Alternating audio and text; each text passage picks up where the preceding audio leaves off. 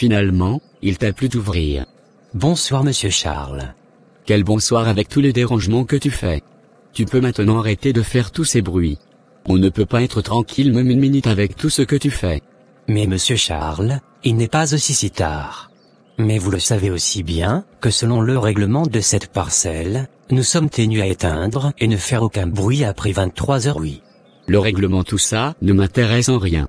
Si tu veux te divertir, sors, et va faire tout le bruit que tu veux, ailleurs, mais pas ici.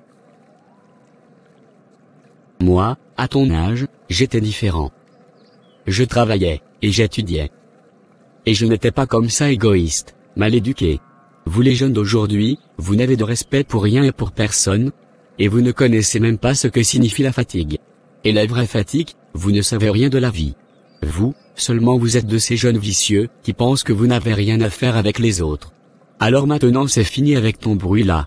Tu finis tout ce trouble dans 5 minutes, ou sinon moi j'appelle la police. C'est pas normal ça, tous les samedis soirs, la même chose. Alors tu nous arrêtes ça, si tu ne veux pas gâcher ta vie. Mal éduqué.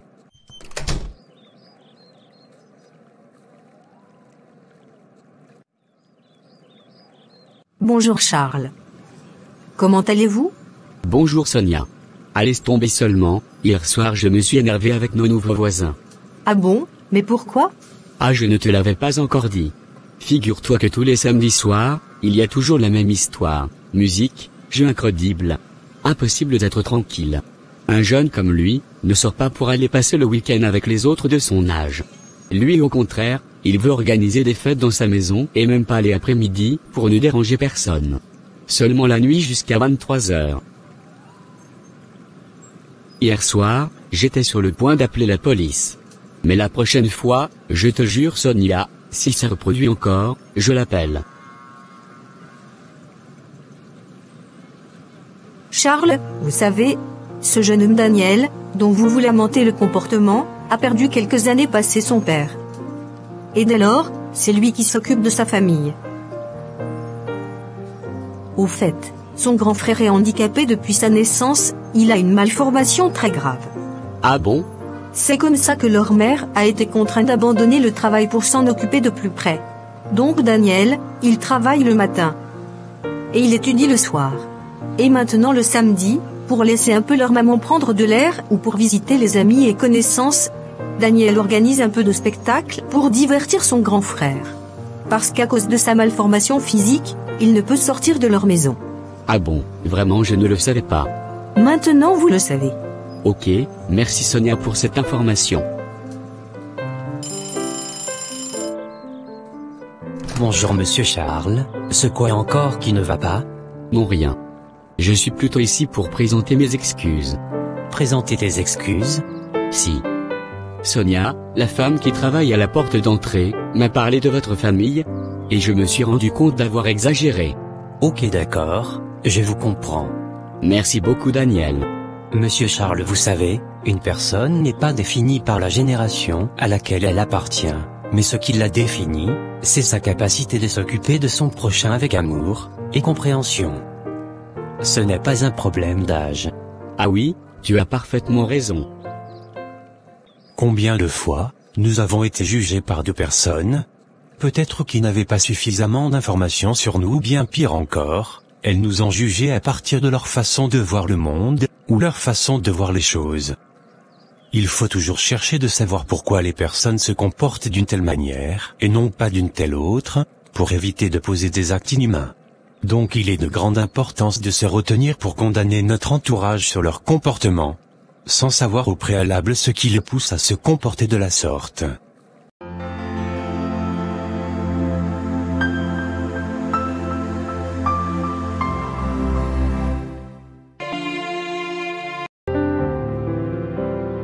Laurent, attendons un peu, quand ça sera notre tour, le médecin nous appellera. D'accord? D'accord papa, merci de m'avoir amené, je n'ai jamais été à l'hôpital de grandes personnes. Comme c'est beau ici. Fiston, je t'assure, qu'il y a des endroits plus beaux même plus qu'ici. Pour moi ici c'est déjà beau. Ça c'est quoi papa? C'est une chaise fiston. Mais pourquoi est-elle différente de celle de la maison? Évidemment parce que celles de la maison sont faites de matériel différent de celle-ci, voilà. Tu sais papa, J'aime la couleur du ciel. Comment ça s'appelle? Alors Laurent, la couleur du ciel dépend. C'est le bleu, ou blanc s'il y a des nuages, voire gris si l'orage n'est pas loin. Et la nuit au contraire c'est le noir. Moi j'aime le bleu, la couleur du ciel pendant la journée alors. Voilà comme ton t-shirt donc. Et ça alors c'est quoi papa? C'est juste une étagère pour ranger ou exposer des choses. Oh c'est beau, mais papa, tu sais qu'est-ce qui est plus beau? Quoi fiston? Les arbres. Ah bon? Je les aime vraiment beaucoup. Hier maman m'a porté au parc pour les voir.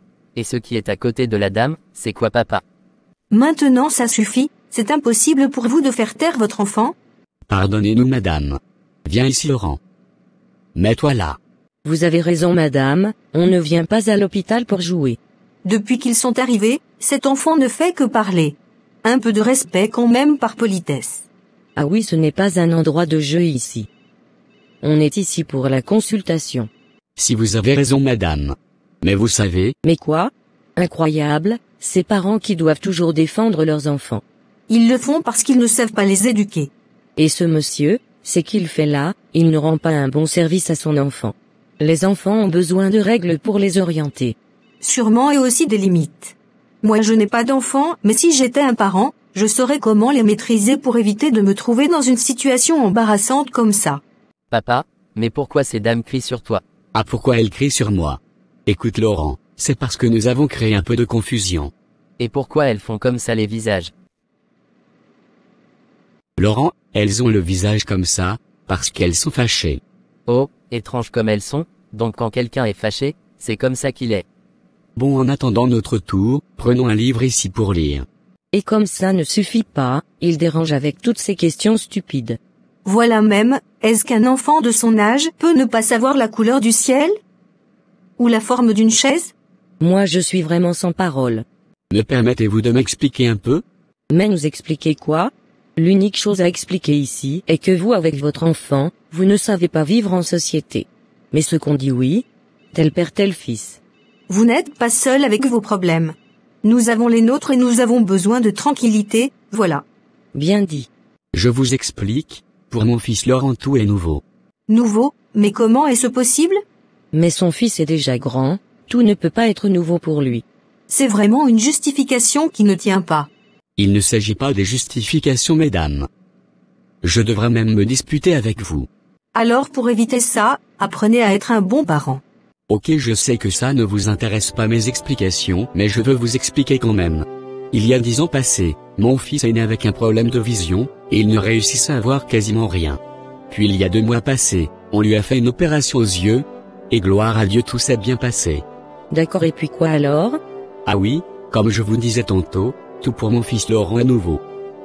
Depuis qu'il arrive à voir comme tout le monde, pour lui chaque chose est une découverte, et il est stupéfait de voir la forme des choses, de tous les objets qu'il rencontre, et est surpris des couleurs qu'il voit, et est attiré de tout ce qui brille. Voilà donc sa curiosité et la joie de découvrir un monde qu'il ne pouvait voir il y a 10 ans. Vous savez aussi une chose émouvante? La première fois qu'il a vu mon visage et celui de sa mère, il s'est mis à pleurer et puis nous aussi avec lui. Laurent n'est pas un enfant mal éduqué.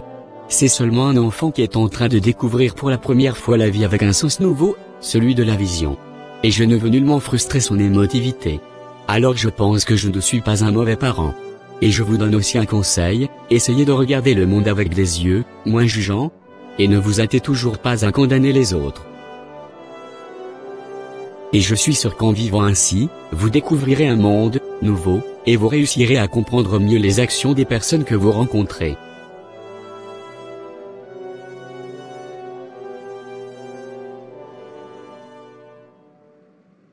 Monsieur Gérard est là? Oui c'est moi.